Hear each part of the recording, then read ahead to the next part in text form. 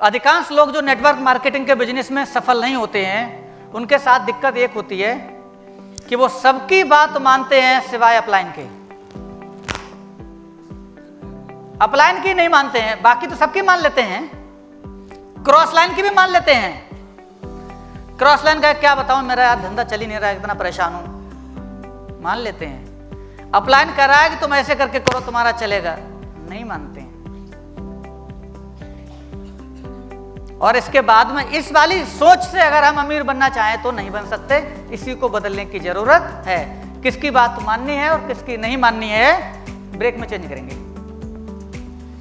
भैया हमें पता होना चाहिए। तो इस बिजनेस में सफल होने के लिए और अमीर बनने के लिए और एक जो जरूरी बात है वो ये है कि हमें अपनी अपलाइन की बात माननी है।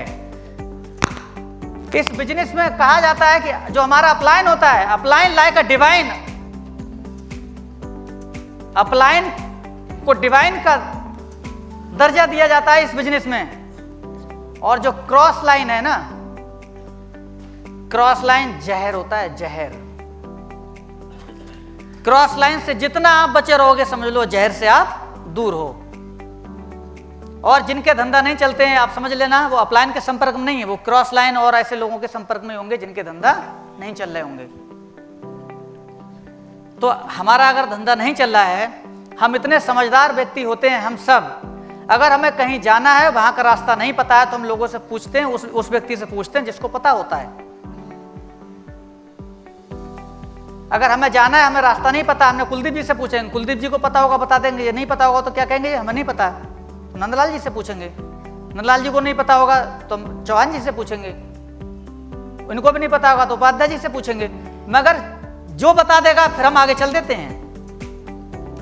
मगर इस बिजनेस में हम रास्ता उससे पूछते हैं जिसको रास्ता पता होता ही नहीं है, जो खुद भटका हुआ होता है। अब भटके हुए व्यक्ति से रास्ता पूछ के हम अपनी मंजिल पे पहुंचना चाहते हैं, ये संभव है क्या? मगर अधिकांश लोग ऐसा ही करते नहीं करते हैं।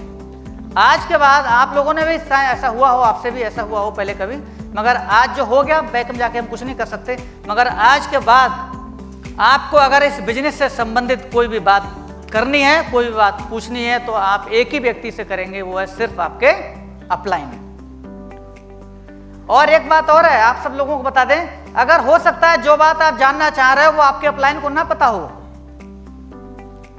मैं बिजनेस संबंधी बात की बात कर रहा हूं, बाकी और दुनियादारी के जो काम करते हो वो आप जानो, आपका काम जाने, उसकी बात नहीं कर रहा हूं। मैं न्यूट्रीवर्ड बिजनेस की बात कर रहा हूं, ठीक है? बाकी आपके और कोई व्यक्तिगत कोई बातें हैं, उनकी वो बातें आपको अपलाइन से नहीं करनी है। अपलाइन से आपको अपने बिजनेस की बात करनी है और मैं बिजनेस की ही बात कर रहा हूं यहाँ पर, ठीक है?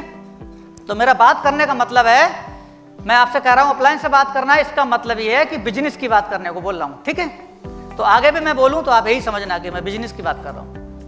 तो आप अपलाइन से आपको बात करनी है। अब अपलाइन को नहीं पता है, मान लेते हैं वो बात, तो हमारा काम क्या होता है कि फिर हम ऊपर वाले अपलाइन को फोन लगा देते हैं। ऐसा आप में से कुछ लोग करते भी होंगे और करते हैं, क्योंकि मेरे पास भी कुछ फोन आते हैं।